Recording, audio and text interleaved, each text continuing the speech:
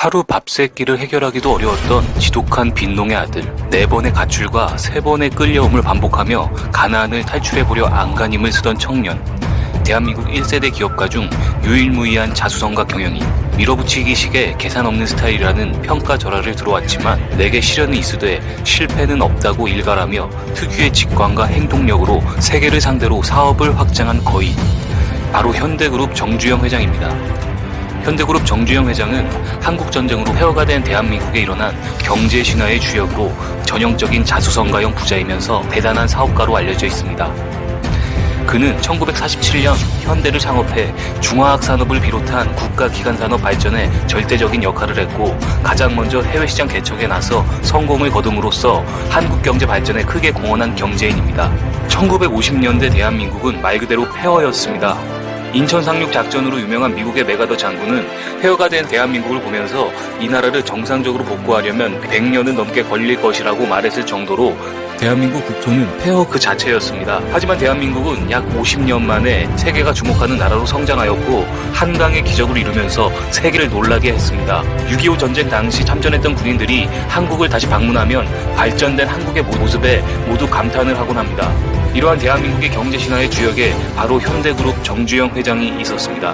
폐허가 됐던 대한민국에서는 모든 일이 무에서 유를 창조하는 도전이었습니다.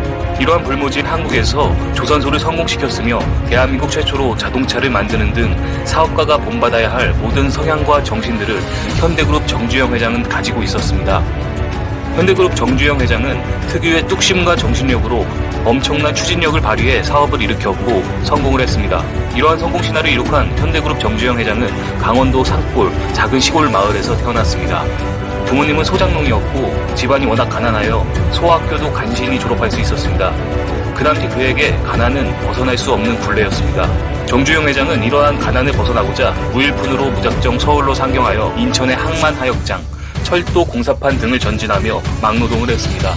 막노동을 전전하던 정주영 회장은 서울 인현동 소재의 쌀가게 복흥상회 배달원으로 취직하면서 사업과 인연을 맺게 됩니다.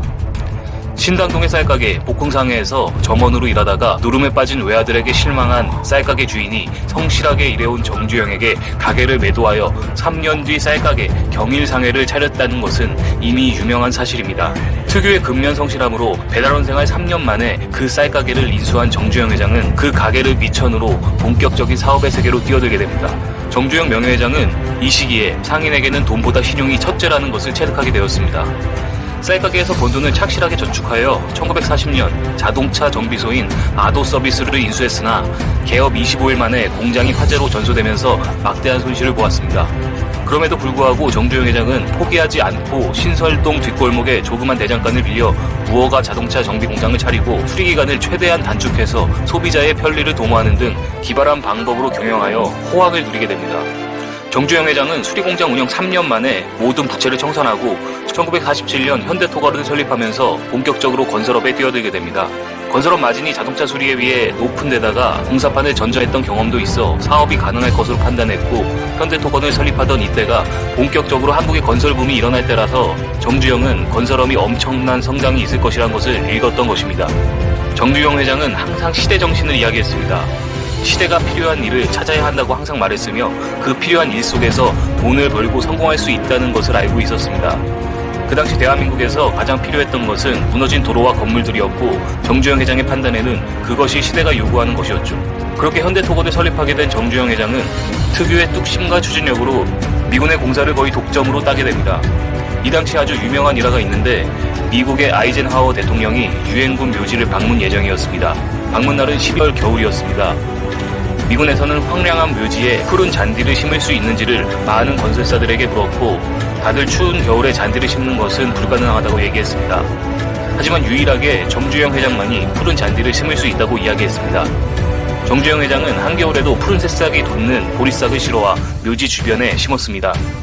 그 덕분에 황량해 보였던 유엔군의 묘지는 푸른색이 될 수 있었고 아이젠하워 대통령도 매우 감탄했다고 합니다. 현대토건 정주영 회장은 이 일을 계기로 미군의 신뢰를 얻어 건설업을 독점할 수 있는 기회를 잡게 됩니다. 이후 전국의 미군기지 건설공사 수주에 주력했고 현대건설이 독점하면서 공사이익은 실행예산의 56배 정도로 대박이 났습니다. 다들 할 수 없다고 할 때 정주영 회장이 한 유명한 명언이 있죠.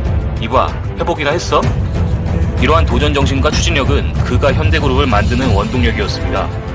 그리고 그의 놀라운 능력은 경부고속도로 건설이라는 업적으로 다시금 발현되었습니다. 총 길이 428km의 서울과 부산을 잇는 경부고속도로의 건설. 당시 대한민국의 기술력으로는 말도 안 되는 일이었습니다. 그 당시 대통령은 박정희 대통령이었는데 박정희는 경제 원조를 위해 서독을 방문하였고 그곳에서 시속 160km로 달릴 수 있는 아우토반 고속도로를 보고 충격을 받습니다. 그리고 서독의 경제 성장에 이러한 고속도로가 아주 중요한 역할을 하는 것을 알게 되었죠. 그 후 박정희는 귀국하여 고속도로 건설을 지시하지만 국민들과 정치인들의 거센 반발을 받게 됩니다. 먹고 살기도 어려운 나라에서 국가적인 대사업을 벌인다는 것은 엄청난 위험이 따르는 일이었고 워낙 가난해서 차도 몇 대 없는 나라에서 고속도로는 누가 봐도 무의미해 보였기 때문입니다. 하지만 한국의 경제 발전을 위해서는 고속도로의 필요성이 무엇보다 중요하다고 느낀 박정희는 고속도로 사업을 추진하였고 그 사업을 맡을 적임자는 바로 정주영 회장이라고 생각했습니다. 그래서 정주영 회장을 불러 본격적인 고속도로 사업이 시작됐습니다. 경부고속도로는 그 당시 동양에서 가장 긴 고속도로를 만드는 일이었습니다. 이 엄청난 일을 정주영은 단 2년 만에 거짓말같이 해냅니다. 이것이 왜 엄청난 업적이냐 하면 그 당시 가장 가난한 나라에서 아시아에서 가장 긴 고속도로를 가장 빨리 완공했기 때문입니다. 이 고속도로의 완공으로 대한민국의 운송업이 고도로 발전하게 되면서 많은 경제 발전을 이룩하게 된 것입니다. 과연 정주영 회장이 아니었다면 가능한 일이었을지 궁금합니다. 그 다음 정주영이 시대가 필요하다고 생각한 일은 바로 자동차를 만드는 일이었습니다. 그래서 정주영 회장은 1967년 현대자동차를 설립하고 미국 포드사와 자동차 조립 계약을 체결하게 됩니다. 그러면서 본격적으로 자동차 개발에 힘을 쓰는데 불과 3년 만에 포드의 코티나를 자체 생산할 수 있게 됩니다. 하지만 포드의 코티나만 생산하게 되면 영원히 포드의 하청업체밖에 될 수 없다고 생각한 정주영 회장은 본격적으로 100% 우리 길로 만든 자동차를 생산하기 위해 노력합니다.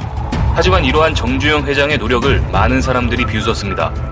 세계에서 가장 못 사는 나라에서 자동차를 자체 생산한다니 믿기 어려운 일인 것은 분명했습니다. 그 당시 한국보다 잘 사는 나라도 자동차를 자체적으로 생산할 수 있는 나라가 몇 안 될 정도로 자동차 생산은 어려운 일이었습니다. 하지만 정주영 회장은 10% 가능성만 있어도 할 수 있다는 정신력으로 사업을 밀어붙였고 결국 1974년 대한민국 최초의 국산 자동차 포니가 탄생하게 됩니다. 이로써 대한민국은 전 세계에서 몇 안 되는 자동차를 생산할 수 있는 국가가 되었습니다. 이때부터 전 세계 자동차 브랜드 중 5위로 성장한 현대자동차가 있기까지 현대그룹의 정주영 회장은 그 초석을 닦은 인물입니다. 정주영 회장은 특유의 근면 성실과 특유의 뚝심으로 세상이 원하는 일을 했던 사람입니다. 이러한 시대 정신은 바로 위대한 사업가로 갈 수 있는 원동력이었습니다. 유산 상속으로 부자가 된 사람보다 현대그룹 정주영 회장 같은 위대한 사업가 정신을 우리는 배워야 합니다. 항상 할 수 있다는 믿음과 도전 정신, 황소 같은 추진력으로 요즘 같은 불경기에 가장 필요한 정신이 아닐까 싶습니다. 정주영 회장의 명언, 이봐, 회복이나 했어? 지금 우리에게 필요한 명언인 것 같습니다. 오늘 준비한 영상은 여기까지입니다. 영상이 좋았다면 좋아요와 구독을, 영상이 부족했다면 싫어요를 눌러주세요. 감사합니다.